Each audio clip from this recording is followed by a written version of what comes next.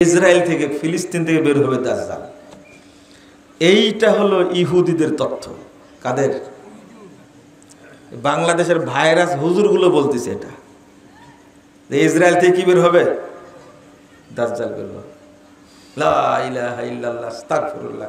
কেউ বলছে খোরাসান থেকে বের হবে, অথচ এটা কারা চেঞ্জ করে দিয়েছে? ইহুদিদের শুক্রকীট থেকে। শুক্রকীট বুঝেন? শুক্রকীট আপনারা বুঝবেন না, গ্রামের মানুষ সরাসরি বাংলা বলে। ইহুদিদের বীর্য থেকে তৈরি হয়েছে শিয়ারা। কারা? এই ইরানের শিয়ারা। এই শিয়ারাই প্রতিপালন করছে এখনো। কে যেন এখনো বললো যে ইরান থেকে বের কে বললো? জোরে বললেন না কেন আপনি? ওই যে আমার বক্তব্য শুনেছেন মনে হয়, শুনছেন? ইরান থেকে দাজ্জাল বের হবে। কোথায় থেকে? আজ থেকে সবাই মনে রাখবেন, বেশি বেশি প্রচার করবেন। দাজ্জাল কোথা থেকে বের হবে? ইরান থেকে বের হবে। সবাই প্রচার করবেন, দাজ্জাল বের হবে ইরান থেকে। দলিল 13,342 নম্বর হাদিস মুসনাদে আহমদের মধ্যে এসেছে। রাসূলুল্লাহ সাল্লাল্লাহু আলাইহি ওয়াসাল্লাম বলেছেন, ইয়াখরুজুদ দাজ্জাল মিন ইয়াহুদিয়াতে আসবাহান। আসবাহান শহরের ইয়াহুদি এলাকা থেকে দাজ্জাল বের হবে। আর আসবাহানটা হলো ইরানের তেহরান শহর থেকে 341 কিলোমিটার দূরে। তাহলে দাজ্জালকে প্রতিপালন করছে কারা? শিয়ারা। কারা? শিয়ারা। দাজ্জাল যখন বের হবে, সহিহ মুসলিমের হাদিস, আল্লাহ রাসূল বলছেন দাজ্জালের সাথে 70,000 ইহুদি থাকবে। 70,000 কি থাকবে? এই শিয়ারাই হলো ইহুদি। এই শিয়ারাই কি মনে থাকবে আপনাদের? এই জন্য আপনারা ইরানকে কিছু বললেন না, তুরস্ককে কিছু বললেন না, আপনারা মার্চ ফর গাজা অনুষ্ঠান করলেন ঢাকাতে সোহরাওয়ার্দী উদ্যানে। সেখানে গিয়ে সব দোষ চাপালেন সৌদি আরবের উপরে।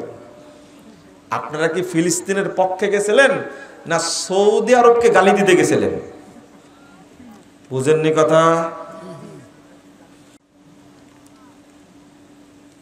ইসরায়েলে যত তেল আসে তার 80% তেল আসে আজারবাইজান থেকে। তুরস্কের উপর দিয়ে লাইন করা আছে। আপনাদের জামাই, আপনাদের দুলাভাই এরদোগান আছে না? এই এরদোগান তেল আসার সুযোগ করে দিয়েছে ইসরায়েলে। তো তার সম্পর্কে কিছু বললেন না? সৌদি আরবকে এত গালি দিলেন কেন? জবাব দেন। সৌদি আরবকে গালি দিলেন কেন? তুরস্ক এ যাবৎ ফিলিস্তিনের জন্য, গাজার জন্য কি করেছে? ইরান এ যাবৎ ফিলিস্তিনের জন্য, গাজার জন্য কি করেছে? চাপাবাজি ছাড়া কিছু করেনি। চাপাবাজি বুঝেন? কিছুই করেনি।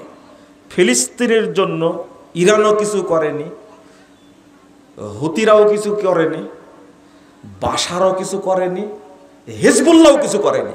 কি করেছে? একটা কাজ করেছে ওরা, এদেরকে উস্কা দিয়ে ফিলিস্তিনের প্রায় 60,000 মানুষকে হত্যা করেছে। আপনারা আমার এই কথা বুঝবেন, তবে আরো 10 বছর সময় লাগবে। কয় বছর? তালেবান কি করলো? কিছু না করতে পারো, ফিলিস্তিনে কিছু খাবার তো পাঠাতে পারতো। পাঠায়নি কেন? কি জন্য পাঠায়নি? এটাও জানেন না আপনারা।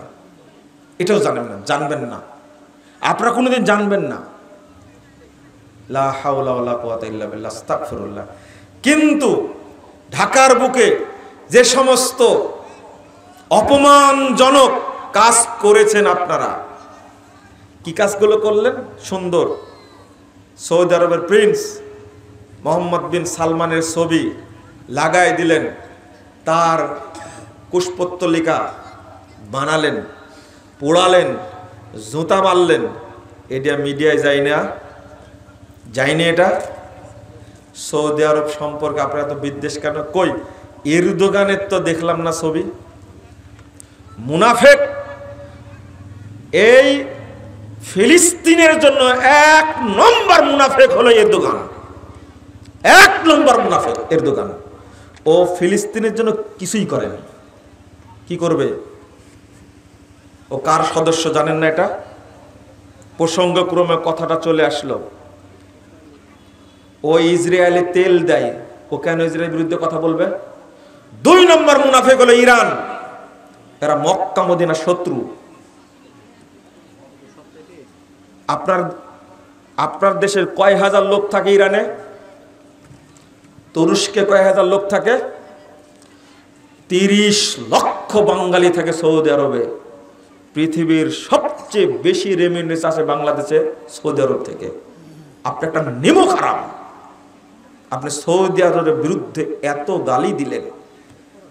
তুরস্ক থেকে ইসরায়েলে ফ্লাইট যাতায়াত করে, কিন্তু সৌদি থেকে কি ইসরায়েলে ফ্লাইট যাতায়াত করে? মুনাফেই করবেন না, খবরদার। আরে জীবন কত দিনের? জীবন কত দিনের? হকটা যদি বলে না যেতে পারে আল্লাহর কাছে দাঁড়াতে পারবো না। মুনাফেই করার জায়গা পান না। যা করেছেন, কি করবেন আপনি সৌদি আরবের বিরুদ্ধে? যদি খুব সুন্দর করে বলে দেয় যাও বাঙালিদের এখানে থাকা লাগবে না, কি করবেন আপনি? সৌদি আরবে কি করবেন আপনি? কিছু করতে পারবেন? আমেরিকার সাহস আছে সৌদি আরব ইউজ করার? রাশিয়ার সাহস আছে? চীনের সাহস আছে? আপনি কার পিছনে লাগলেন? তাওহীদের দেশটাকে আপনি অপমান করেছেন। আমার তো মনে হয় না যে আপনারা ফিলিস্তিনের জন্য ঢাকায় গেছিলেন। আমার মনে হয় সৌদি আরবকে গালি দেওয়ার জন্য, সৌদির বিরুদ্ধে অবস্থান করার জন্য গেছিলেন। এই জন্য বলি, বাংলাদেশের অধিকাংশ যারা মুসলিম বলে দাবি করে, অধিকাংশ শিয়া। যারা সৌদি আরবকে গালি দেয় এরা শিয়া। স্পষ্ট প্রমাণ কত নেবেন আপনি? আপনার মধ্যে আর ইরানের শিয়াদের মধ্যে কোনো পার্থক্য নেই। কেন পত্রিকায় আপনি দেখেননি? সিরিয়া বিজয়ের পরে বিশ্ব ব্যাংক থেকে যত ঋণ নিয়েছে সমস্ত ঋণ পরিশোধের দায়িত্ব নিয়েছে সৌদি আরব। আপনি কয় টাকা দিয়েছেন? এই বাংলাদেশ থেকে তোমার বাপ কয় টাকা পাঠাইছে? ফিলিস্তিনের জন্য তুমি কয় টাকা পাঠাইছো বাংলাদেশ থেকে? 2018 সালে সৌদি আরব $500 মিলিয়ন দিয়েছে। তুমি কয় টাকা দিয়েছো? প্রতি বছর পাস করা আছে, আকসা ফান্ড তৈরি করা আছে, জেরুজালেম ফান্ড তৈরি করা আছে। এই ফান্ডে প্রতি বছর 100 মিলিয়ন করে সৌদি আরব টাকা দেয়, ডলার করে দেয় রেগুলার। তুমি কয় টাকা দিয়েছো? তোমার বাপের যদি নাম ভালো থাকে কালকে প্রকাশ করে দিও বাংলাদেশ থেকে এত হাজার কোটি টাকা দেওয়া হয়েছে, বা এত মিলিয়ন ডলার বা এত বিলিয়ন ডলার দেওয়া হয়েছে। তোমার মাথায় বল থাকলে তুমি বুঝলে। শোনেন, যারা সৌদি আরবে হামলা করতে চায়, যারা হারামাইনকে অপমান করতে চায়, মক্কা এবং মদিনা ইমানের সাথে জড়িত প্রসঙ্গ। মক্কা হলো কাবা, কেবলা আমার। তার সম্পর্কে কেউ কিছু বললে আমার ইমানে লাগে রে ভাই, আমার ইমানে লাগে। এটা সহ্য করা যায় না, এটা বরদাস্ত করা যায় না। বছরে তুমি কয় টাকা উঠাও ফিলিস্তিনের জন্য? কালকে হিসাব দিবা। বাংলাদেশে অনেকগুলো দল আছে না, ইসলামী দল, কে কয় টাকা পাঠাইছে ফিলিস্তিনের জন্য? মুনাফেকের দল এরা, এরা মুনাফেকের দল। সৌদি আরবকে গালি দেয় কিভাবে? লা হাওলা ওয়ালা কুওয়াতা ইল্লা বিল্লাহ। অথচ এই ফিলিস্তিনি মুসলিমদের জন্য অস্ত্র কারা দেয়? সৌদি যা করে তা বলে না, এটা হলো অভ্যাস।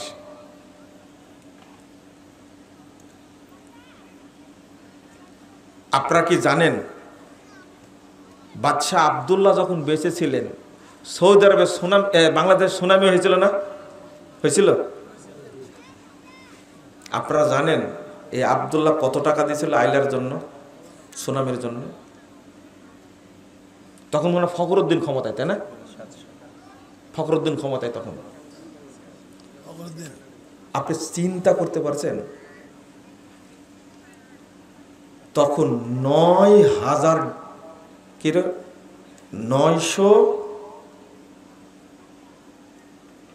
কোটি ডলার দিয়েছে তখন। জানতেন? আমরাই জানতে পেরেছি 10 বছর পরে যে বাদশাহ আব্দুল্লাহ আইলার জন্য টাকা দিয়েছিল, কিন্তু মারি খাইছে তো সব, তাই না? জানবে কি করে? যদি জানতে পারে সৌদি সরকার এত কোটি টাকা দিয়েছে, তাহলে মানুষ হিসাব চাইবে কোথায় গেল এটা। হিসাবটা হেরফের হতে পারে, কিন্তু বড় একটা ফান্ড দিয়েছে গোপনে সৌদি সরকার। এই সৌদি সরকার বাংলাদেশের জন্য পাঠাইছে, কিন্তু বাংলাদেশের মানুষ এটা জানেই না। দুর্ভাগ্য। আমি কথাগুলো খুব কষ্টের সাথে বললাম, আজকে যেভাবে সৌদি আরবকে গালি দেওয়া হচ্ছে, আর গালি কারা দিচ্ছে? আমাকে একজন প্রশ্ন করেছে, আমার চাচাও প্রশ্ন করেছে, সাইদুল ভাইয়ের বাপ বলছে যে গাজা সম্পর্কে এদের প্রশ্ন করেছে আমাকে, ফিলিস্তিন বিষয়ে আপনার ভূমিকা কি? চিন্তা করতে পারছেন আমার ভূমিকা কি? একজন প্রশ্ন করেছে যে আপনি কি ঢাকায় গেছিলেন ওই যে মার্চ ফর গাজা অনুষ্ঠানে গেছিলেন? আমি বললাম যে আমার যাওয়ার সময় হয়নি, কারণ আহলে হাদিস মসজিদ ভেঙ্গে দিচ্ছে তো পাহারা দিচ্ছিলাম। তা আমার দেশের মসজিদে আমি ঠিক রাখতে পারছি না, তালিকা করছিলাম যে কতটা মসজিদ এরা ভেঙ্গে দিয়েছে। বুঝেননি কথা? তো নিজের বাড়ির মসজিদই টিকে রাখতে পারছে না, আর গাজা সেই আমি বাইতুল আকসাতে গিয়ে আমি ওই মসজিদ পাহারা দেব যে মসজিদ সম্পর্কে আল্লাহ রাসূল ভবিষ্যৎবাণী করে গেছেন, এই মসজিদে মুসলমানদের সালাত পড়তে বাধা দেওয়া হবে। হৃদয়ে বাইতুল আকসাকে তোমরা রেখো, তাহলেই সারা পৃথিবীর মধ্যে যা কিছু আছে সবকিছু সাদকা করলে যে নেকি হবে, সেই পরিমাণ নেকি তোমার আমলনামায় দেওয়া হবে। তাহলে বাইতুল আকসাতে না গিয়েও আমি নেকি পাবো, তা আমার মসজিদে ভেঙে দিচ্ছে। গতকালকে ব্রাহ্মণবাড়িয়ার আহলে হাদিস মসজিদটা যেভাবে ভেঙেছে আপনারা দেখেননি? লা হাওলা ওয়ালা কুওয়াতা ইল্লা বিল্লাহ। কারা ভাঙলো এটা, তাই না? এই বাংলাদেশের ইসলামী দলগুলো ভাঙছে। হানাফি বাংলাদেশে আছে? দেখেন তো কি বলছে, বাংলাদেশে কোনো হানাফি নাই। হানাফি থাকলে কেউ মসজিদ ভাঙতো না। হানাফি নাই, হেফাজত আছে। কি আছে? জামাত ইসলাম আছে, আছে না? চরমনায় আছে না? বিদাতির আছে না? সব মিলে হেফাজত, ইসলাম হেফাজত করবে। যাদের কাছে মন্দির হেফাজতে থাকে কিন্তু মসজিদ হেফাজতে থাকে না। হ্যাঁ, মন্দির পাহারা দিছে, এটাও মুরব্বী দেখছেন মাশাআল্লাহ, মন্দির পাহারা দিছে। আপনি একটু খেয়াল করেন, কত দুঃখের বিষয়, কত কষ্টের বিষয়। একজনও কথা বলেনি। কে কথা বলেছে? আমার কাছে একটা মেসেজ দিয়েছে, ওই যে পিচ্ছি এক বক্তা আছে না, রফিকুল ইসলাম, সে নাকি একটা স্ট্যাটাস দিয়েছেন এই মর্মে যে মাসালাগত ইখতিলাফ থাকতে হবে পারে, কিন্তু মসজিদ ভাঙার অনুমতি কে দিল? এ ধরনের একটা কথা নাকি বলেছে। জাযাকাল্লাহ খায়র, জাযাহুল্লাহু খায়র, বলেছেন ভালো, কিন্তু ভাইরাস বক্তা আর আছেন আপনাদের, এই ভাইরাসগুলো কোথায় গেছে? এদের সবার মৌন সম্মতি আছে যে আহলে হাদিস মসজিদ সব ভেঙে দাও, বাংলাদেশে যেন না থাকে। কত বড় বড় ভাইরাস বক্তা আছে, কেউ কোনো কথা বলেনি। দুর্ভাগ্য। মন্দির পাহারা দেয় আর আহলে হাদিস মসজিদ ভাঙে। এরা কি মুসলমান? এদেরকে যে মুসলমান মনে করে সে কি মুসলমান? যারা মসজিদ ভাঙে তাদেরকে যে মুসলমান মনে করে সে কি মুসলমান? প্রশ্ন আসে না, প্রশ্ন আসে না। হ্যাঁ, উত্তর দিয়েছেন আপনি। এরাই হলো বাংলাদেশে ইসরায়েল। এরা ইসরায়েল। কি আশ্চর্য! এরা হলো আব্রাহার বংশধর। কার বংশধর? আব্রাহার বংশধর। এদের সবাইকে আল্লাহ ধ্বংস করুক, বলেন আমিন। এদের জন্য কোনো পজিটিভ দোয়া নাই, এদের জন্য বদদোয়া। আমি গতকাল বক্তব্যে বলেছি, কুনুতে নাজেলা শুরু করলাম, এই নাজেলা পড়তেই থাকবো। আমার অস্ত্র বল নাই, অর্থ বল নাই, জনবল নাই, মুখের দোয়া তো আছে। আল্লাহ একদিন কবুল করবেন ইনশাআল্লাহ। কেউ টিকবে না। আব্রাহার মতো আল্লাহ এদেরকে ধ্বংস করবেন ইনশাআল্লাহ। হয় তওবা করবে, না হলে ধ্বংস হবে। দুইটা পথ, হয় তওবা না হলে কি ধ্বংস, হতেই হবে ধ্বংস। তোমরা আল্লাহর ঘর ভেঙেছো। হিন্দু গির্জা তৈরি করে, মণ্ডপ তৈরি করে পূজা করে, খ্রিস্টান গির্জা তৈরি করে পূজা করে, কাদিয়ানীরা মসজিদ তৈরি করে পূজা করে, শিয়ারা মসজিদ তৈরি বসবাস করে। আর বাংলাদেশে আহলে হাদিসরা মসজিদ তৈরি করে ইবাদত করতে পারবে না? পারবে ইনশাআল্লাহ। আগামী দিনে একটা দোয়া আল্লাহর কাছে করি, আল্লাহ তুমি এই বাংলাদেশে মসজিদ যারা ভাঙ্গে তাদের অস্তিত্ব তুমি বাংলাদেশে রেখো না, বলেন আমিন। তাদের অস্তিত্ব দেখতে চাই না, আল্লাহ যেন এদেরকে ধ্বংস করে। বহু জাতিকে আল্লাহ ধ্বংস করেছে, আব্রাহাকে তুমি যেভাবে ধ্বংস করেছো, আল্লাহ তুমি যারা মসজিদ ভেঙে দেয় তুমি ওইভাবে ধ্বংস করে দাও, বলেন আমিন বলেন। এখানে কোনো ছাড় নাই। বলতে যাচ্ছিলাম যে কথা, সেটা হলো মিশ্রিত ঈমান, মনে আছে বিষয়টা বলছিলাম, মনে আছে? তার মধ্যে শুরু করেছিলাম কি দিয়ে? ঈমানের একটা অংশ আল্লাহ রাব্বুল আলামিন বলছেন ওমা ইউমিনু আকসারুহুম বিল্লাহ ইল্লা হুম মুশরিকুন, সূরা ইউসুফ 106 নম্বর আয়াত। যারা আল্লাহর প্রতি ঈমান এনেছে তাদের অধিকাংশই কি মুশরিক। আল্লাহর প্রতি ঈমান আনলে কি হয়?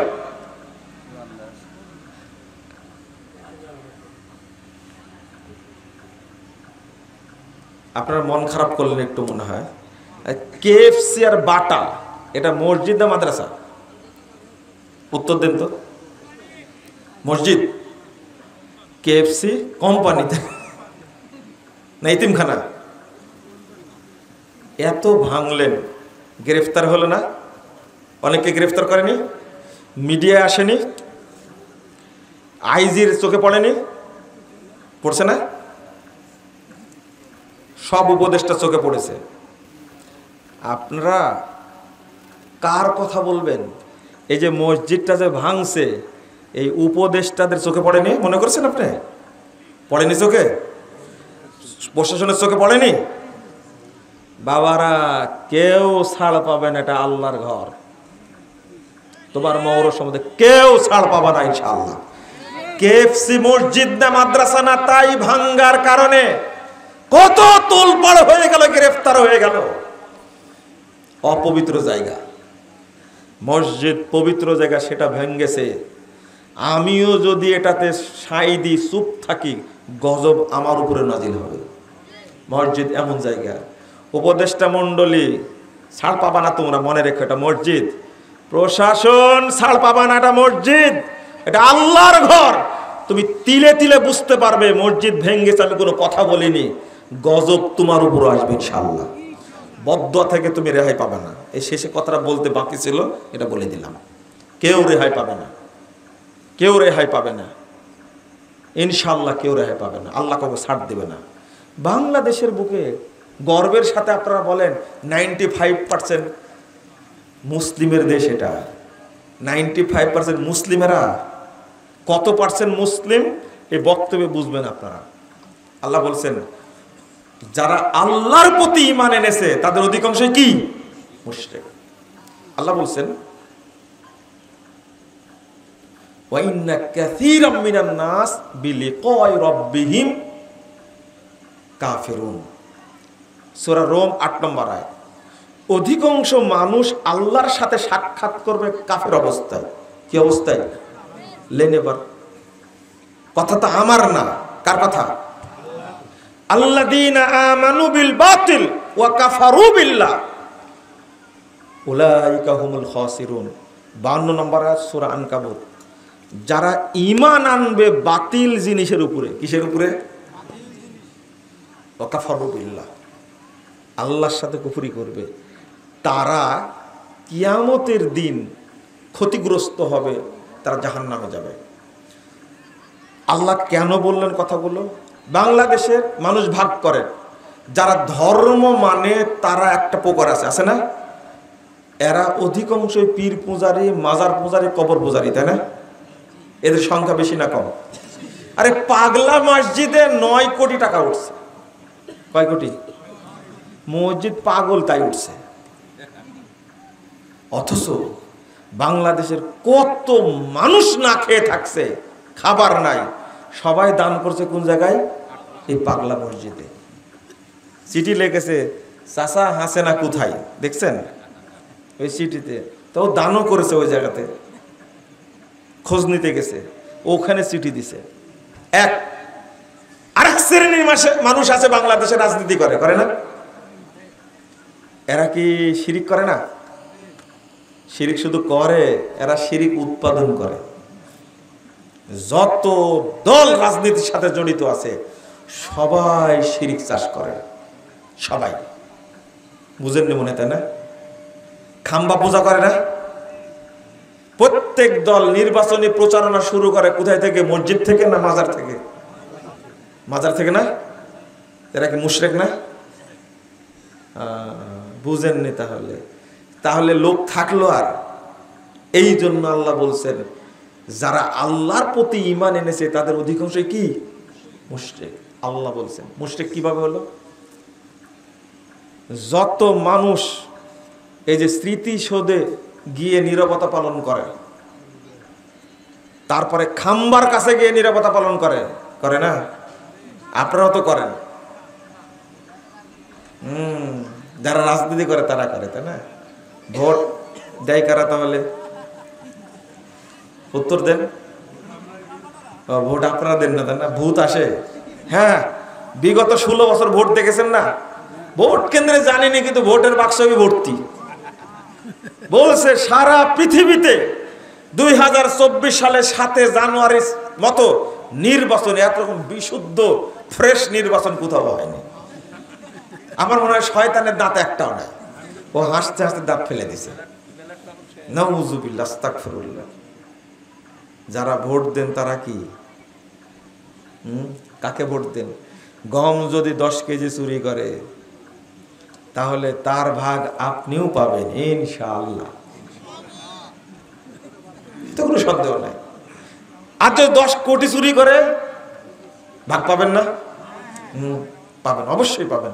আপনাকে কখনো মাহরুম করা হবে না, আপনি চিন্তাই করেন, অবশ্যই পাবেন আপনি। এটাই ভাগ পাপের বেলা, তাই না? কি ভাই, আরে থামেন না, নামাজ পড়া শিখাচ্ছে, একটু থামেন। ইমানই নাই, নামাজ পড়বেন কোথা থেকে? বুঝেননি কথা? ইমান না থাকলে নামাজ পড়ে কাজ হবে?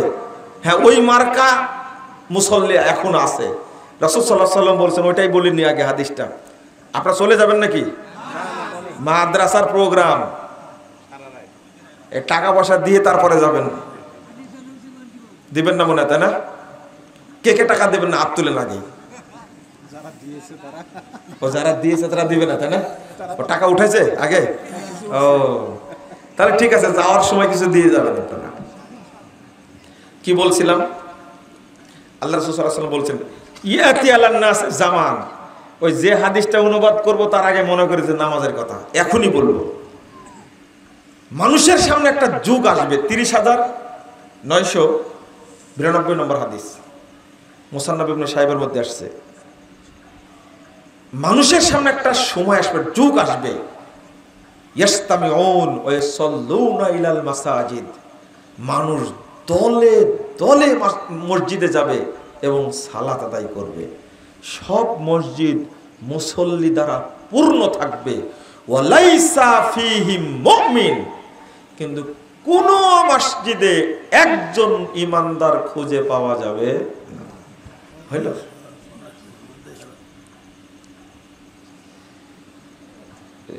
ওরে সর্বনাশ, এটা বলা যাবে না।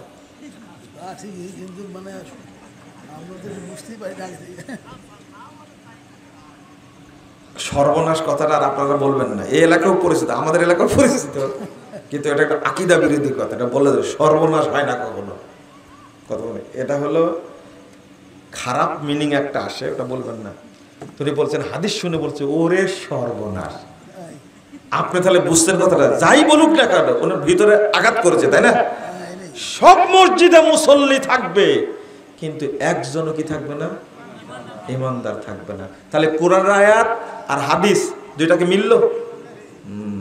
আল্লাহ রাসূল বলছেন 2229 নম্বর হাদিস তিরমিজির মধ্যে আসছে, লা তাকুমুস সাআ হাত্তা তালহাকা কাবাইলু মিন উম্মতি বিল মুশরিকিন ওয়া হাত্তা ইয়াবুদুল আওসান। আল্লাহ রাসূল বলছেন কিয়ামত হবে না যতদিন আমার উম্মতের অনেক দল মুশরিক না হবে এবং মূর্তি পূজা না করবে, ততদিন কিয়ামত হবে। কবাইলু মিন উম্মতি, শুনেন হাদিস অনুবাদ, কবাইলু মিন উম্মতি, অনেক গোত্র, অনেক দল, তারা মুশরিকদের সাথে মিলে যাবে এবং তারা মূর্তি পূজা করবে। এটা না হওয়ার আগ পর্যন্ত কিয়ামত হবে না। আজকের অবস্থানটা মিটান তো দেখি। এবার যারা দুর্গা পূজা করেছে মুসলিম আর হিন্দু মিলে, এটা কোনোদিন দেখেছেন বাংলাদেশে? আগে দেখেছেন? এর বদলাও কিন্তু দিছে। আপনারা মূর্তি পাহারা দিলেন, মণ্ডপ পাহারা দিলেন, আপনারা মন্দিরে গিয়ে যে বক্তব্য দিলেন, দারুণ বক্তব্য, ওখানে গিয়ে আল্লাহর প্রশংসা করছে। তার বদলাটা কি দিল? ওই চিটাগাঙ্গে একজন সহজ সরল আইনজীবীকে জবাই করে মারছে। মারেনি? এগুলো জানেন না নাকি আপনারা? জানেন তো অবশ্যই। জানেন না মানে? এই হিন্দুরা একজন আইনজীবী নিরপরাধ মানুষকে জবাই করে হত্যা করলো না? এটা বদলা। খুব সুন্দর প্রতিদান আপনাদের দিয়ে দিছে। আপনারা ভুল করেছেন, ভুল করেছেন, ভুল করেছেন। আল্লাহ রাসূল কি বলছেন? বহু গোত্র, বহু দল মুশরিকদের সাথে মিশে যাবে এবং মূর্তি পূজা করবে। মুসলিমদের সাথে মূর্তির কোনো সম্পর্ক নেই। আজকে দুঃখের বিষয়, কষ্টের বিষয়, মুসলিম খুঁজে পাবেন না। অধিকাংশ মানুষই মাজারে যাচ্ছে, সেজদা দিচ্ছে, সেখানে টাকা পয়সা দিচ্ছে, খানকায় যাচ্ছে, দরগায় যাচ্ছে। এরা মুসলিম না মুশরিক? মুশরিক। আর যারা রাজনীতি করে তারা ছলে বলে কৌশলে পহেলা বৈশাখ উদযাপন করছে আর মুখে বলছে গণতন্ত্রের জন্য জীবন দিব। কি দিবে? কত সুন্দর করে বলছে। এখানে বলছে যাবতীয় ক্ষমতার উৎস কে? আল্লাহ। আর দুর্গাপুর কলেজ মাঠে গিয়ে বলবে কি? জনগণই সকল ক্ষমতার উৎস।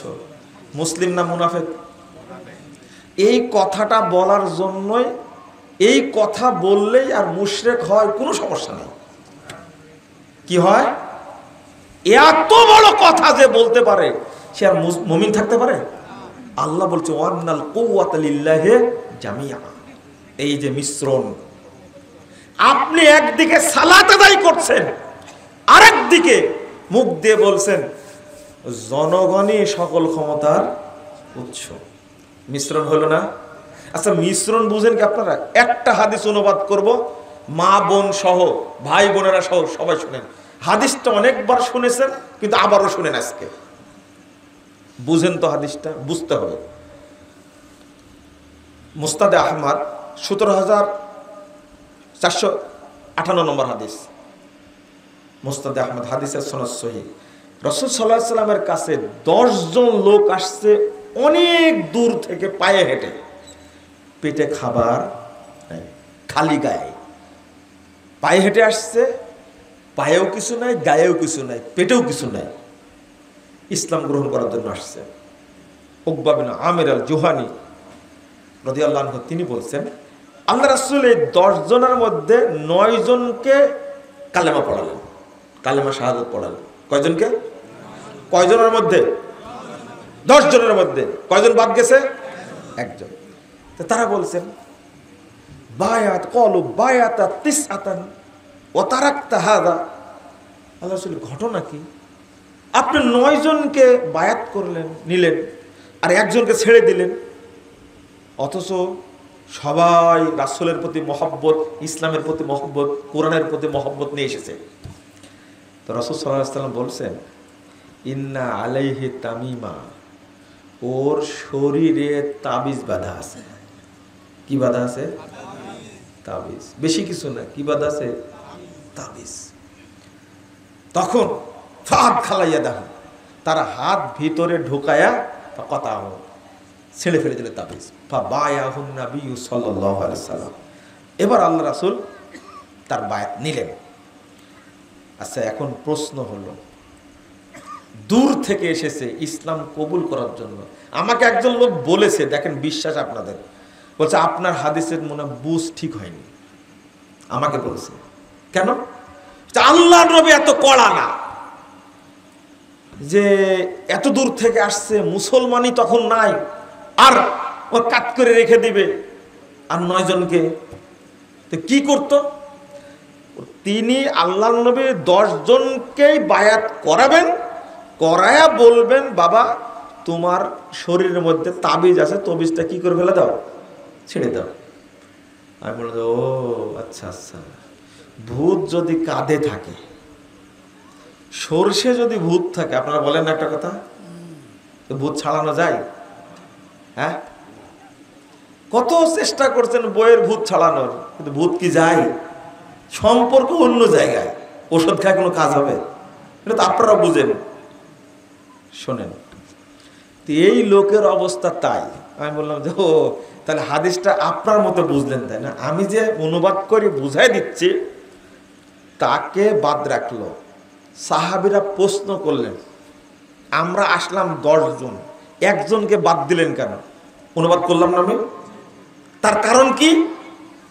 ওনার সহ্য হয়নি যে এটা হতে পারে না, সামান্য তাবিজের জন্য তাকে কালেমা পড়াবে না, এটা হতে। আমাকে বলছে আপনি হাদিস বুঝেননি। কত নম্বর খাটাস চিন্তা করেন তো দেখি। আমি বললাম এটা ইসলাম।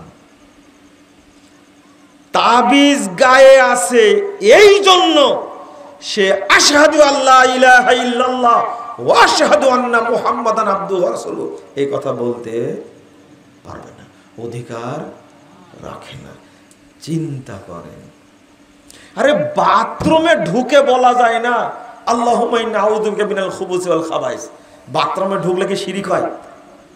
বুঝেননি মনে হয়, তাই না? আরে বাথরুম সেরে আমি বের হব, শুধু বলবো কি গুফরানাকা। এই গুফরানাকা শব্দটা আমি বাথরুমের ভিতরে বলতে পারবো না। বাথরুম কিন্তু শিরিকের জায়গা না। শিরিকের জায়গা? এটা অপবিত্র জায়গা। কি জায়গা? অপবিত্র, পেশাব পায়খানা করার জায়গা এটা। এখানে আমি গুফরানাকা বলতে পারবো না। চিন্তা করেন, তাহলে যার অন্তরের মধ্যে তাবিজ দেওয়া শিরিক এইরকম আকীদা আছে, সে কি কোনোদিন আল্লাহ শব্দটা বলতে পারবে? আশহাদু আল্লা ইলাহা ইল্লাল্লাহ ওয়া আশহাদু আন্না মুহাম্মাদান আবদুহু ওয়া রাসূলুহু এইটা বলা তো দূরের কথা, অন্তরে শিরিকি আকীদা নিয়ে আল্লাহ শব্দ উচ্চারণ করা যাবে না, হারাম। আল্লাহ শব্দ উচ্চারণ করা যাবে না, হারাম। আল্লাহ শব্দটা অনেক পবিত্র। আল্লাহ রাসূল এটাই বুঝাতে চেয়েছেন। আর ওর দরকার মুসলমান, আর রাসূলের দরকার কি? বুঝেন না? ওর দরকার কি? মুসলমানই নাই, আর আপনি বলছেন যে একজনকে কাট করে রেখে দিল। আপনার কি ভাষাটা বুঝলেন? আমার মনে হয় বুঝেননি, তাই না? লোকটা আমাকে বলছে মুসলমানই নাই তখন, আর আপনি বলছেন কাট করে রেখে দিল।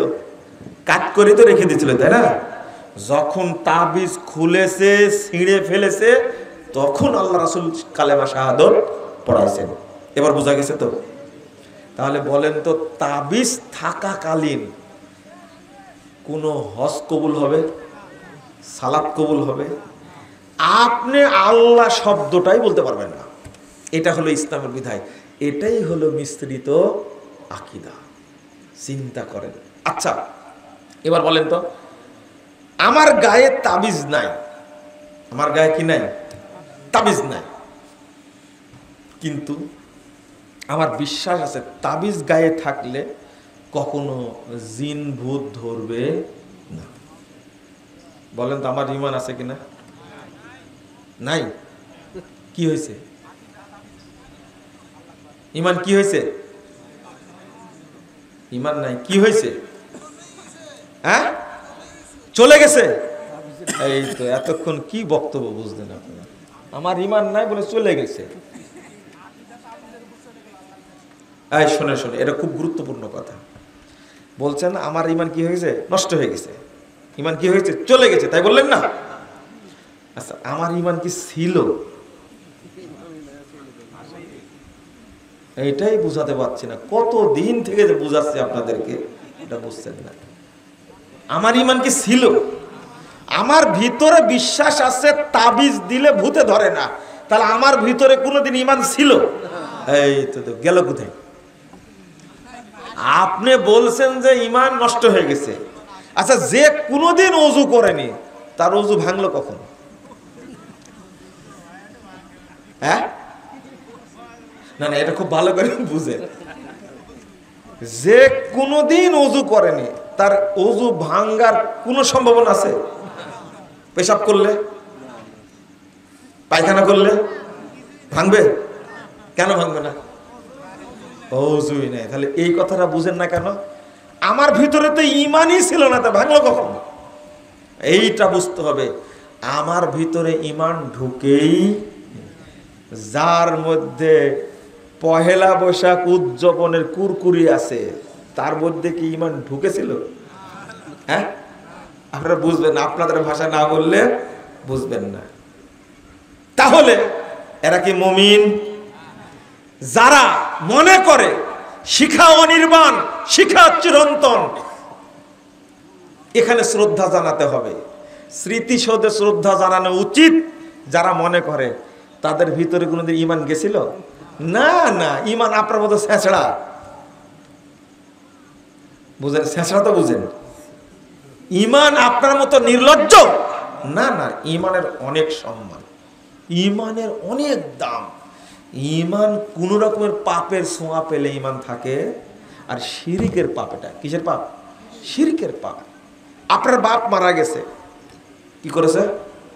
মারা গেছে। আপনার বাপ কি মারা গেছে, তো আপনি গোসল দিতে যা দেখছেন বাপের ডেনায় কি তাবিজ, কোমরে তাবিজ। বলেন তো আপনার বাপ কি কি? মুশরিক। আপনার বাপের ঈমান নাই কি নাই? আমলও নাই। কারণ তার ভিতরে বিশ্বাস ছিল তাবিজ দিলে রোগ ভালো হয়, এই জন্য ঈমান কোনোদিন ঢুকেও নেই। এখন আপনার প্রশ্ন, বলেন কি ঈমান ঢুকানে মানে? আমরা 2 বার হজ করেছে। কয়বার? 2 বার। কি দাপট, 2 বার হজে গেছে, তাই কি দাপটই আলাদা। কিন্তু আপনার কি মনে আছে আব্দুল মুত্তালেব কয়বার হজ করেছে? বুঝেননি? একজন আমাকে বলছে, আপনার বক্তব্য আজকে আমার মোটেই পছন্দ হয়নি। কেন? মুরব্বী মানুষ বলছে। কেন? বলছে পছন্দ হবে কি করে? আমি মাজারে গরু দিই প্রতি বছর একটা, তাই মুশরিক হয়ে গেলাম? আমি 5 বার হজ করেছি, এই মসজিদের মুতল্লি আমি। মাশাআল্লাহ, দারুণ যুক্তি তো দেখি। ও 5 বার হজ করে দাপটি আলাদা, মুতল্লি তাই। আমি বললাম যে আব্দুল মুত্তালেব কোথাকার মুতল্লি ছিল? কাবার মুতল্লি। নিজে নিজেই বলছে কাবার মুতল্লি। কয়বার হজ করেছে এটা জানি না, কয়বার হজ করেছে। আমি বললাম আব্দুল মুত্তালেব প্রতি বছর হজ করত। কাবা ঘরের মুতল্লি, কাবাকে পবিত্র রাখতো, ছাপা মারোয়া ছাই করত, সারা পৃথিবী থেকে যত হাজি গেছে তাদেরকে আপ্যায়ন করাতো এই আব্দুল মুত্তালেব। বলেন তো আছে কোথায়? তো জাহান্নামে আছে। কাবার মুতল্লি হয়ে জাহান্নামে গেছে, আর আপনি এখানকার মসজিদের মুতল্লি, তাই তো দাপট। বুঝেননি কথা? কাবার মুতল্লি প্রমাণ না জান্নাতে যাবে, হজ দলিল না যে জান্নাতে যাবে, সালাত দলিল না যে জান্নাতে যাবে। জান্নাতে যাওয়ার দলিল হলো ঈমান। কি? ঈমান আছে কিনা এইটা দেখার পরে সালাত, তারপরে হজ, তারপরে উমরা, তারপরে যাকাত বলেন, সিয়াম বলেন। আগে ঈমান, তারপরে কি? অন্য ইবাদত। ঈমান থাকলে কবুল হবে, না হলে কি হবে না। ও প্রতি বছর গরু দেয়, ওরুসে কি দেয়? গরু দেয়। তাও নিজেকে মুসলমান দাবি করছে, চিন্তা করছেন আপনি। আর বলছে আমি মসজিদের মুতাল্লি। আব্দুল মুত্তালেব, তার সন্তান আবু তালেব, আবু তালেব যতদিন বেঁচে ছিল মুহাম্মদ সাল্লাল্লাহু আলাইহি সাল্লামকে চোখ রাঙানি করতে পারেনি কেউ। এমন ভাবে হেফাজত করেছে আবু তালেব। কাবার মুতাল্লি, হজ করত, উমরা করত, কাবা ঘর জিয়ারত করত, এত ঈমানদার মানুষ। আব্দুল মুত্তালেবের ঈমান কেমন ছিল? আব্রাহা যখন কাবা ভাঙতে গেছে, আব্রাহার লোকেরা আব্দুল মুত্তালেবের উটগুলো চুরি করে নিয়ে গেছে। আব্দুল মুত্তালেব গিয়ে বলছে যে আব্রাহা, তোমার লোকেরা আমার উট চুরি করে নিয়েছে, উটগুলো দিয়ে দাও। কিন্তু উট নিতে আসছো তুমি, আমি আসছি কাবা ভাঙতে, আর তুমি আসছো উট নিতে? তুমি না মক্কার নেতা, কাবার মুতাল্লি? তখন আব্দুল মুত্তালেব বলছে, উটের মালিক আমি, আর কাবার মালিক আল্লাহ। তিনি দেখবেন, আমার দেখার বিষয় না, তুমি আমার উটগুলো দিয়ে দাও। বুঝেননি কথা? সোজা কথা। এবার বলেন তো, আপনার ঈমান বেশি না আব্দুল মুত্তালেবের ঈমান বেশি? সেই আব্দুল মুত্তালেব যা বলেছে তাই হয়েছে কিনা? একবার ধুলিসাৎ করে দিল না? আমি উটের মালিক, উট দিয়ে দাও। কাবার মালিক কে? আল্লাহ, উনি রক্ষা করবেন। আল্লাহু আকবার। কি ঈমান রে ভাই! কিন্তু মুশরিক। কি চিন্তা করতে পারছেন? কারণ সে মূর্তি পূজা করত। এটাই হলো মিশ্রিত আকীদা। আল্লাহ ঠিকই মানে, কিন্তু আর একটাও মানে যে মূর্তিরা আমাদের ইবাদতগুলো আল্লাহর কাছে কি পৌঁছায় দেয়। তো আব্দুল মুত্তালেবের আকীদা আর আমাদের দেশের মুসলমানদের আকীদা একই তো, তাই না? আমি মুশরিক বললে রাগ হয়, তাই না? আর যারা মসজিদ ভাঙে তারা কি? ইহুদি খ্রিস্টানদের চেয়ে খারাপ। এরা কাফের, এরা মুরতাদ, এরা মুরতাদ। ইসলামী শাসন থাকলে বিনা হিসাবে এদেরকে হত্যা করতে হতো। কথা বুঝেননি? না বুঝলে কিছু করার নাই। যদিও আমি সময় নিয়েছি বছর 10, আল্লাহ যদি হায়াত দেয় 10 বছর বলতে থাকবো। মানুষকে আগে ইমানই বুঝাবো ইনশাআল্লাহ, ইমানই বুঝাবো ইনশাআল্লাহ। রাগ করলেন আপনারা? না, রাগ করতে হবে না, বুঝতে হবে। আমরা জান্নাতে যেতে চাই। কোথায়? জান্নাতে যেতে চাই। আল্লাহ যেন আমাদের কবুল করেন, আমিন। আপনারা এত সময় দিবেন আমি তো বুঝতে পারিনি। আমার চাচা যে প্রশ্ন করেছে, ও এই তো 12টা বেজে গেছে তো দেখতেছি। আমি খুব কষ্টের সাথে বলছি, বর্তমানের একটা প্রেক্ষাপট বলে শেষ করব। তার মধ্যে আপনাদের প্রতি একটা আবেদন করব। মানুষ আমাকে বলে কি জানেন, যে আপনি একটু বললে মানুষ টাকা পয়সা দিবে হয়তো বা। বুঝতে পারলেন? আসলে তা তো আমি আদায় করতে পারি না। মানুষ টাকা পয়সা দিবেই মনে করে। আপনারা যারা আছেন এখানে, তারা এই মাদ্রাসার জন্য কিছু সহযোগিতা করবেন ইনশাআল্লাহ। আমার একটা দোয়া আল্লাহর কাছে থাকে, বলি আহলে হাদিস মাদ্রাসা, মসজিদ, এতিমখানা, এই সমস্ত জায়গায় যারা দান করে তাদের জন্য আল্লাহর কাছে দোয়া করি, আল্লাহ তুমি প্রতি টাকায় 1 কোটি করে বরকত দান করেন। কারণ আল্লাহর ভান্ডারে অভাব নেই। আল্লাহর ভান্ডার থেকে কিছুই শেষ হয়নি, এক অনুপরিমাণও শেষ হয়নি। ভান্ডার যা ছিল ওইটাই আছে। আল্লাহু আকবার। তো আল্লাহ নিজেই বলছেন। তো আপনারা দান করবেন। কেউ 10 টাকা দিলে আমার দোয়া, আল্লাহ তুমি তাকে 10 কোটি টাকা দিও। কেউ যদি দান করে 100 টাকা, আমি আল্লাহকে বললে আল্লাহ তুমি তাকে 100 কোটি টাকা দান করো। কারণ আহলে হাদিস মসজিদে দান করা তো দূরের কথা, মানুষ ভেঙে দিতে চায়, তাই না? যারা দান করে এরাই আমার প্রকৃত ভাই। আপনারা দিবেন ইনশাল্লাহ। পাঠাবো লোক? কেউ নাই তো? কই? এই উঠবেন না? এই তো ও আদায় করবেন তারা। কেউ উঠবেন না কিন্তু। আপনার কাছে আমি চাইছি 10,000 টাকা দেবেন, চাইছি। আপনারা যা দিবেন আল্লাহ তাতেই বরকত দান করবে ইনশাআল্লাহ। বরকত জরুরি, বরকত জরুরি। আপনি 10 টাকা দেন, দেখবেন কেউ আছে এত আল্লাহ বরকত দেবে, কেউ 10 লাখ টাকা দেবে ইনশাআল্লাহ, কেউ 5 টাকা দেবে, কেউ 5 লাখ টাকা দেবে ইনশাআল্লাহ। আল্লাহ যেন কবুল করে। সবাই শরীক হন তো দেখি, সবাই শরীক হবেন ইনশাআল্লাহ। আমি যেটা বুঝাতে চাচ্ছিলাম, শেষে একটা জিনিস বুঝাতে চাচ্ছিলাম না, সেই বুঝটা হলো বর্তমান বাংলাদেশের প্রেক্ষাপটে কি করতে চাচ্ছে জানেন? ওই দুইটা মিলে একটা কিছু করতে চাচ্ছে। সংবিধান সংস্কার করছে না? এই যে মিশ্রিত করা কত অপরাধ, এটা শুধু কথা বলে শেষ করব আমি। একটা জিনিস খেয়াল করেন, আমার দিকে তাকান, মিশ্রিত করার চিন্তা জীবনেও করবেন না। এত খারাপ জিনিস একটা, এত বড় অপরাধ আপনি কল্পনাও করতে পারবেন না। এরা সংবিধান সংস্কার কমিটি গঠন করেছে। আমরা বলেছি এই সংবিধানই বাতিল করতে হবে। কি করতে হবে? সংবিধান আপনি তৈরি করার অধিকার রাখেন না। আমাদের সংবিধান কোরআন এবং সুন্নাহ, কোরআন এবং হাদিস, এই দুইটা আমাদের কি সংবিধান। সৌদি আরবের কোনো সংবিধান আছে? ওদের চলে না, আমাদের চলে না কেন? ভিক্ষা তো করতে সেখানে যান আপনারা, কাজ করতে তো সেখানে যান। সৌদি আরবের কোন লোক কামলা দেওয়ার জন্য বাংলাদেশে আসছে? তালিকা করেন তো, দেখেন কয়জন হয়।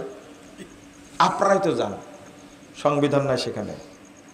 আমি বলছি 5 আগস্টের আগে অনেক বক্তব্যে বলেছি এই সংবিধান চলবে না, বাতিল। তখন পুলিশ ডিস্টার্ব করেছে, গোয়েন্দা ডিস্টার্ব করেছে, কিন্তু 5 আগস্টের পরে বলছে এই সংবিধানই কি বাতিল। বলছে না, এই সংবিধান চেঞ্জ করতে হবে, পরিবর্তন করতে হবে। আর আমরা বলছি সংবিধানই থাকবে না।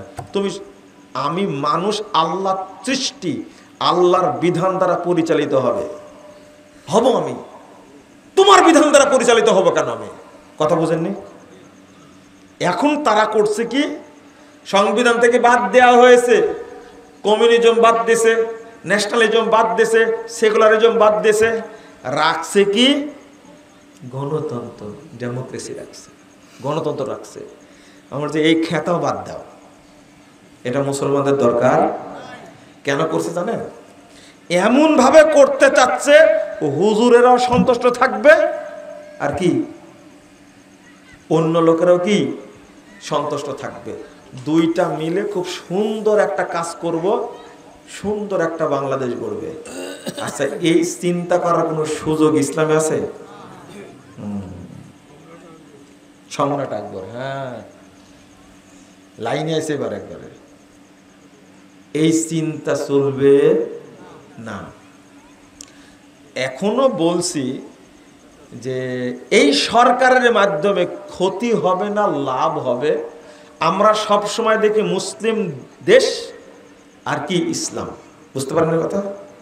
আমরা স্বার্থটা দেখি মুসলিম আর কি। আর এই ছাত্ররা যে দল করেছে, এখন পর্যন্ত তারা প্রকাশ করেনি এরা কোন জাতের। কথা কি বুঝতে পারছেন আপনারা? তারা এই দেশটাকে মুক্ত করেছে, আলহামদুলিল্লাহ, তাদের পক্ষে আমরা, ঠিক আছে।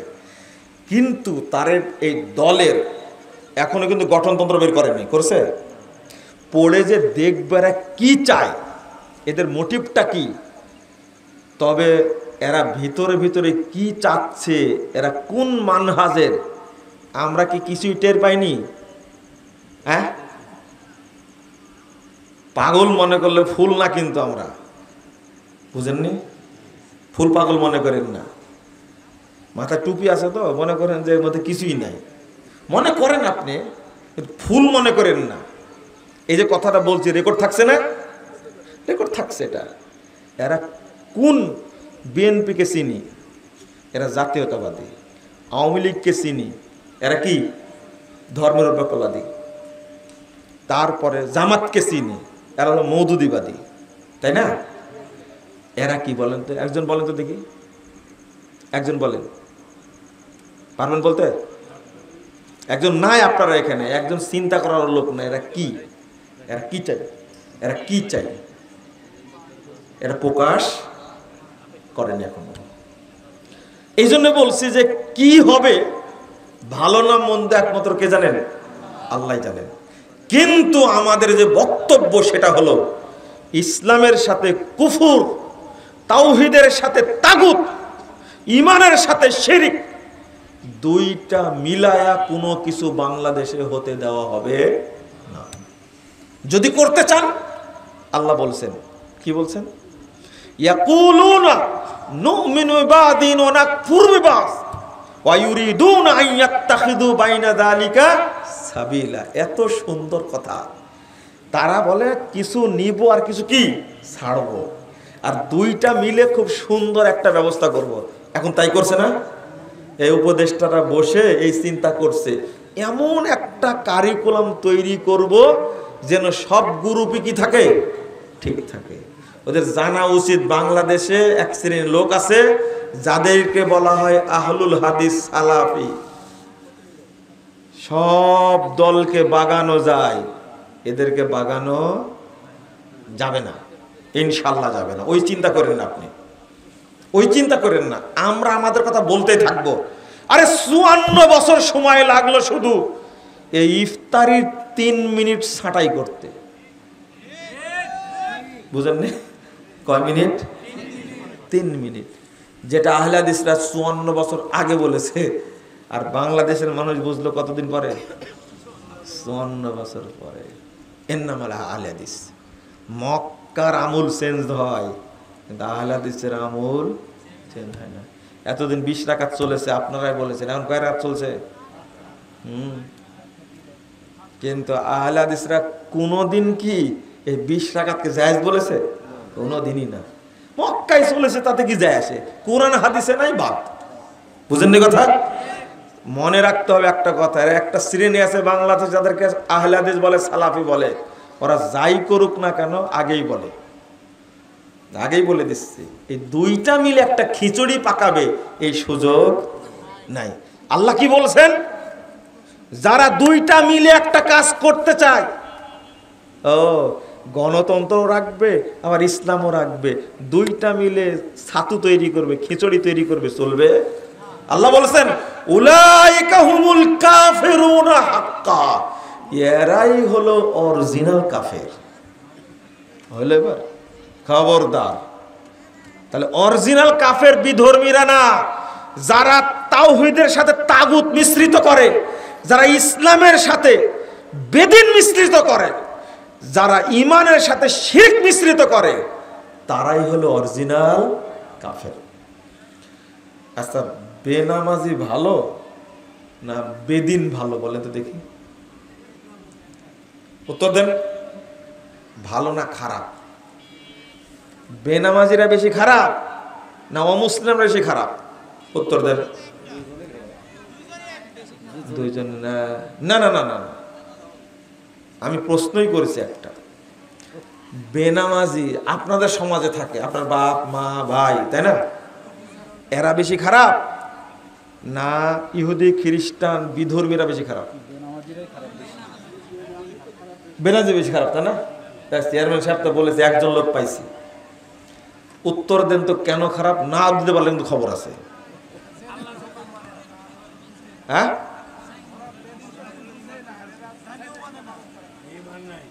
কারো উত্তর হচ্ছে না, জানেন না। হ্যাঁ, এই যে বললেন যে জানি না, আপনার ভিতরে একটা ফাঁকা হয়েছে, কিন্তু এখন যেটা বলবো এটা থাকবে, স্থায়ী হবে ইনশাআল্লাহ।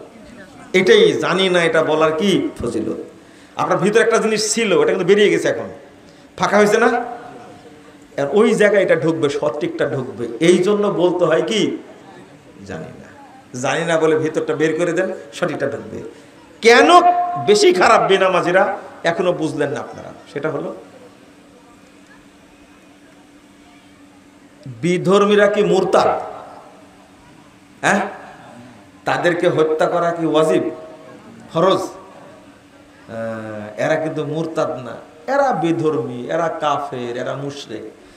কিন্তু বেনামাজি হলো মুরতাদ। বেনামাজি কি? মুরতাদ। এই জন্য বিধর্মীর চেয়ে বেশি খারাপ। ইসলামী সরকার থাকলে একে হত্যা করা ফরজ। এবার বুঝছেন কথা? আপনার এলাকায় বিধর্মী আছে না, তাকে হত্যা করা কি ফরজ? না। যদি ইসলামী সরকারও থাকে, বিধর্মীকে হত্যা করতে পারবে না।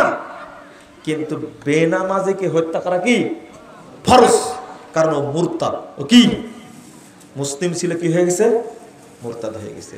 তাহলে বেশি খারাপ কে হলো, কে হলো, কি কারণে বুঝতে পারলেন? এবার এই উত্তরটা জেনে থাকা লাগবে। এই জন্য ইহুদি খ্রিস্টান বিধর্মীদের বাড়িতে খাওয়া যায়, কিন্তু মুরতাদদের বাড়ির খাওয়া যাবে না, এর বাড়িতে খাওয়া যাবে না। এটা পার্থক্য। ও মুরতাদ। যারা যারা সারা বছর নামাজ পড়েনি, রমাজানে পড়েছে, তারা কি? উত্তর দেন। হ্যাঁ, এখন বলছেন জানেন না, তাই না? আগে তো চেষ্টা করলেন বলার, এখনো চেষ্টা করেন দেখি। না ভয়ে বলছেন না? ও ফাঁকা করে নিলেন। বুঝেন না আমার কথা? সারা বছর নামাজ পড়েনি, শুধু রমাজান মাসে পড়েছে, তারাবি পড়েছে, রোজা করেছে, এরা কি? কাফের কে বললো? হাত তুলেন তো। নাম কি আপনার? হ্যাঁ, আব্দুল আহাদ। মাশাআল্লাহ, নাম যেমন উত্তর তেমন হয়েছে। রাইট উত্তর দিয়েছেন একবারে। কাফার, কাফের। আমি সাথে আর যোগ করি, এ হলো ব্লেনিয়াল কাফের, খুব অভিজ্ঞ শিক্ষিত কাফের। হ্যাঁ, ও শিক্ষিত কাফের। এক ওয়াক্ত সালাত যদি খালি ছেড়ে দেয়, ইচ্ছা করে ছেড়ে দেয়, তাহলে কি হয়ে যায়? কাফের। এইটা নিয়ে একটু ইখতিলাফ আছে, কেউ কেউ বলে, কিন্তু কোরআন হাদিসে ইখতিলাফ পাওয়া যায় না। এক, কিন্তু সবাই একমত, কেউ যদি নামাজ পড়ে একটা বিষয়ে সবাই একমত, সেটা হলো তাকে হত্যা করতে হবে। এ ব্যাপারে কারো দ্বিমত নাই। আচ্ছা, এইটাই করেন তো দেখি। বুঝেন না মনে আমার কথাটা? বুঝছেন কথাটা? বেনামাজিকে হত্যা করতে হবে, এ ব্যাপারে কারো দ্বিমত? আচ্ছা, এইটাই করেন আগে, এটাই করেন। আপনার বাপ নামাজ পড়ে না, কাফের বললাম না, তাকে কিন্তু হত্যা করতে হবে, তো কোনো সন্দেহ? এই ফতোয়ার উপরে আসেন, কারো দ্বিমত, কোনো ইমামের দ্বিমত নাই। একটু আগে আর পরে কোন ইমাম বলছেন মেরে ফেলে দেবে সাথে সাথে, আর কেউ বলছে জেলখানায় আটকা রাখো, বুঝাও, নামাজ ধরলে ছাড়ো, নাহলে কি ফিনিশ। তাকে হত্যা করতে হবে, বেনামাজিকে হত্যা করতে হবে, এ ব্যাপারে কারো দ্বিমত নাই। এটা তো জানলেন আজকে, তাই না? এক ওয়াক্ত সালাত ছেড়ে দিলে মানুষ কি হয়ে যায়? কাফের হয়ে যায়। আর সারা সপ্তাহ পড়ে না, শুধু জুমা পড়ে, ও কি? ওটা বোকা কাফের। না না, বোকা কাফের। ওই জুমার 2 দিন পড়ে, বাকি নামগুলো পড়তে পারে না, এর মতো বোকা হয়? হ্যাঁ, মুসলমানই রক্ষা করে। ও মুসলমানই না, রক্ষা করবে কি করে? ওই যে ইমান রক্ষা করবে, অথচ ইমান নাই, ওযুই করে নাই, ওযু রক্ষা করবে কি করে? যে ওযুই করে নাই, সে ওযু রক্ষা করবে? তাহলে আপনারা কি জানতে পারলেন? ছোট্ট উদাহরণ, শেষ কথাটা বলেন তো। আজকে আসরের টাইম কয়টায় হয়েছে রাজশাহীতে? সঠিকটা বলবেন, বলেন। জানি না, খালি বলে দেখেন সাইজ কিভাবে করি। নামাজ পড়েন আর আপনার ওয়াক্ত চিনেন না, সব ভুলে গেলেও প্রতিদিন আপনার ওয়াক্ত মুখস্থ রাখা লাগবে। এতটাই ওয়াক্ত হবে আজকে। ভুলেই গেছেন কখন ওয়াক্ত কখন পড়তে হয়। 4:15 জামাত হলো শুনলাম, ওয়াক্ত কখন হয়েছে? হ্যাঁ, না ঠিক বলেছে, এটা 33-34 হয়েছে। 3:34 হলো, 33-34 ঠিক আছে, হলো। আপনি ইচ্ছা করে আজকে জহর পড়েননি, আজকে জহরের টাইম হয়েছে 12:06, 12:06, তো 12:06 ওয়াক্ত হয়েছে। আর 3:33-34 ওয়াক্ত কি শেষ হয়েছে। এখন 3:34 বেজে গেছে, আসর ওয়াক্ত হয়ে গেছে। ইচ্ছা করে আপনি জহর পড়েননি, হয় গল্প করছিলেন, আড্ডা টিপছিলেন, আড্ডা মারছিলেন, পড়া হয়নি, এখন আসর হয়ে গেছে। বলেন তো আপনি কি? মনে রাখেন শুধু এই কথাটা, মনে রাখেন। আপনাকে যদি এখন আসর পড়ার চিন্তা করেন তাহলে কি করা লাগবে?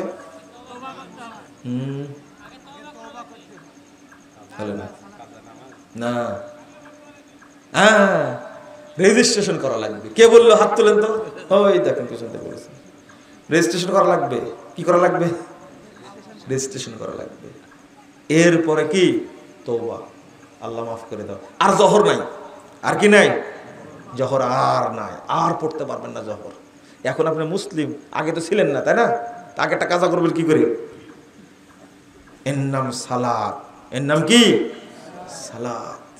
এবার চিন্তা করেন তো কত যুগ আগে কাফের হয়ে বসে আছেন।